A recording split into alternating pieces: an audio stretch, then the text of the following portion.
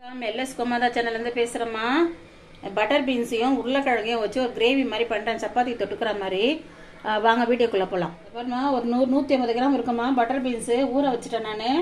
ஒரு 5 மணி நேரம் ஊறி இருக்குமா. இது நம்ம மூக்கலெல்லாம் எப்படி ஊற வைப்போமோ அந்த மாதிரி தான். அது அவ்வளோ நேரம் ஊற வைக்க வேண்டியதில்லை. ஒரு அது பாருங்க 5 மணி நேரம் ஊற வச்சுருக்கேன், கழுவி வச்சுருக்கேன். ஊற வச்சு 2 உருளைக்கிழங்கு, பெரிய உருளைக்கிழங்கு 2 உருளைக்கிழங்கு எடுத்திருக்கேன்.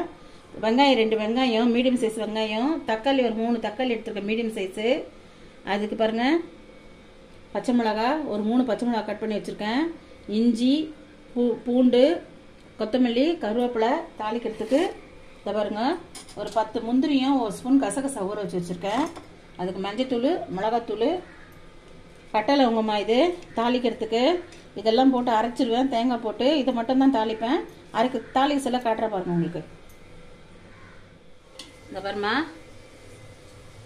பாத்திரம் வச்சுட்டு நீங்கள் குக்கர் வச்சுட்டுன்னா அப்படியே போட்டு தாளிச்சிடலாமா இதை பாருங்கள். இதில் வந்து 2.5 கரண்டி எண்ணெய் ஊற்றிருக்கேன். எண்ணெய்லாம் உங்கள் விருப்பம் தான் ஊற்றிக்கோங்க. இதுக்கு கடலை எண்ணெய் நல்லா ஊற்றாதீங்கம்மா, சாதா ரீஃபண்ட் ஆயிலே ஊற்றிக்கலாம்.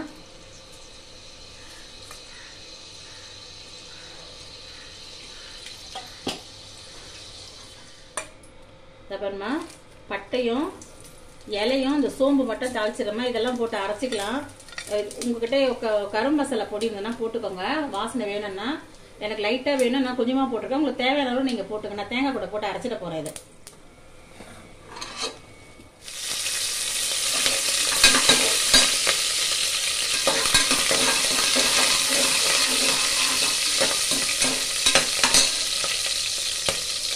வெங்காயம் போட்டுறோமா.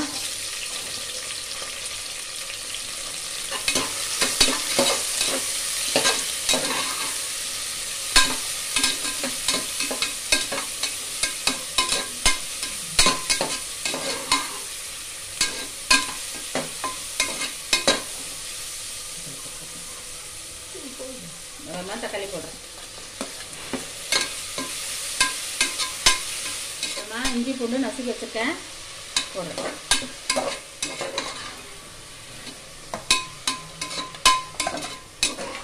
இது நல்லா வதங்கணுமா. இது வதங்கணும் உருளைக்கிழங்கை போட்டு வதக்கலாம். நல்லா வதங்கணும். இது அதுக்குள்ளே அரைக்கிறதுக்கு என்னென்ன போட்டு அரைக்கிறேன்றதை காட்டுறேன் பாருங்க. தேங்காய் கொஞ்சமாக தான் எடுத்திருக்கேன், சின்ன முடி தான். இது சின்ன முடி தான் தேங்காய் எடுத்திருக்கேன். பாருங்க கசகசா முந்திரி ரெண்டுத்தையும் ஒன்றவே நான் ஊற வச்சுட்டேம்மா. ஒரு அரை மணி நேரத்துக்கு முன்னாடி ஊற வச்சுட்டேன். கசகசா ஊற வச்சிங்கன்னா தான் அரையும், இல்லைன்னா அரையாது. பாருங்க பட்டை இதெல்லாம் ஒரே ஒரு கிராம்பு போட்டிருக்கேன், ஒரே ஒரு பட்டை துண்டு, ஒரு மொட்டுக்கு ஒன்று, இதுதான் போட்டிருக்கேன். பாருங்க உங்களுக்கு வேணும்னா நீங்கள் நிறைய வேணும் நீங்கள் போட்டுக்கோங்க, வாசனை பிடிக்குன்னா போட்டுக்கோங்க. அப்புறமா குருமாக்கு போடலாம். இந்த வெங்காயம் தக்காளி வதங்கிறதுக்கு கொஞ்சோண்டு உப்பு போடுறேன், ஏன்னா அடி பிடிக்கும். இஞ்சி பூண்டு உப்பு போட்டிங்கன்னா அடி பிடிக்காது, கலர் இன்னே இருங்க. உருளைக்கிழங்கு போடுறேன்.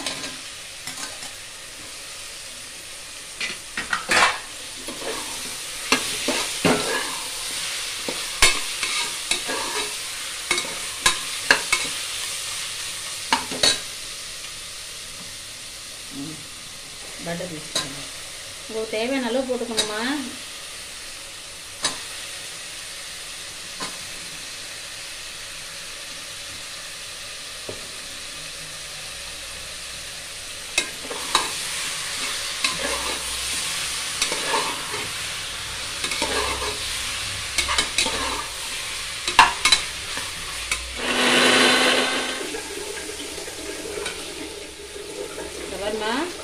நல்லா இந்த ஸ்பூனில் 2 ஸ்பூன் மிளகாத்தூள் போட்டிருக்கேன்,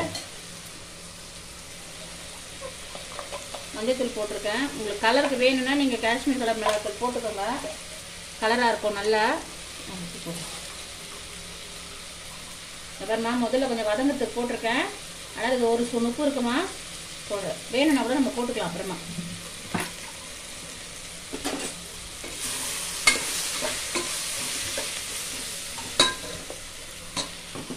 அரைச்சின்னு வந்துட்டேன்,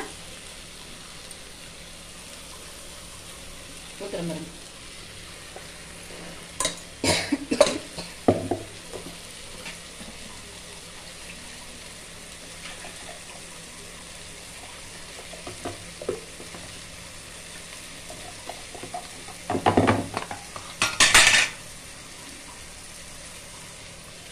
அப்புறமா அரைச்சி தண்ணியெல்லாம் ஊற்றிட்டேன் கழுவி.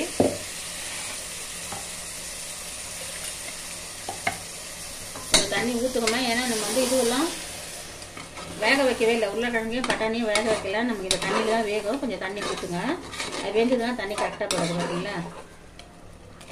இன்னும் கொஞ்சம் தண்ணி ஊற்றுறேன் பாருங்க, வேகணும் இல்லைங்களா, அதனால் கொஞ்சம் தண்ணி ஊற்றுறேன்.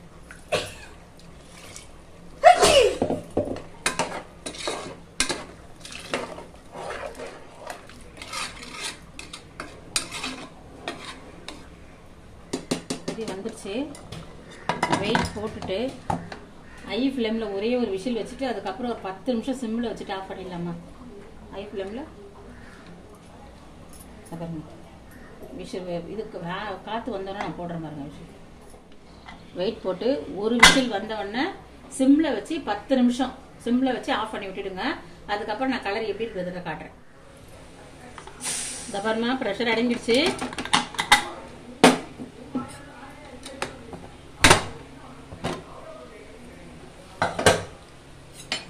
பார்த்தீங்களா எப்படி இருக்கு பார்த்தீங்களா.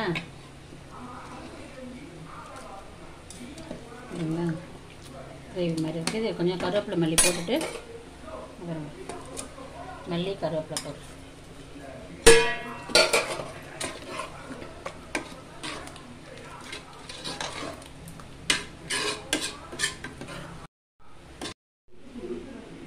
இந்த பாருமா குருமா உருளைக்கிழங்கு வெந்துருச்சு, அந்த பட்டர் பீன்ஸும் வெந்துருச்சு. ரொம்ப நல்லா இருக்கும். அது பரோட்டா சப்பாத்தி உங்களுக்கு கொஞ்சம் வேணும்னா கொஞ்சம் சுடு தண்ணி வேணா கொஞ்சம் வச்சு ஊற்றிக்கோங்க, அதிகமாக இருக்கு வேணும்னா. ஆனால் இது நல்லா இருக்கும், தொட்டு சாப்பிட்டு செம்மையாக இருக்குமா. இது செஞ்சு சாப்பிட்டு பாருங்க. பாருங்க செம்மையாக இருக்கும். பட்டர் பீன்ஸே வெந்துருச்சு, பட்டாணியும் வெந்துருச்சு பாருங்க. பட்டர் பீன்ஸு உருளைக்கிழங்கு கிரேவி செஞ்சு சாப்பிட்டு பார்த்துட்டு எப்படி இருக்குதுன்றதை கமெண்ட்ல சொல்லுங்க. லைக் பண்ணுங்க, ஷேர் பண்ணுங்க. எல்எஸ் கோமதா சேனலுக்கு சப்ஸ்கிரைப் பண்ணுங்க. நன்றி, வணக்கம்.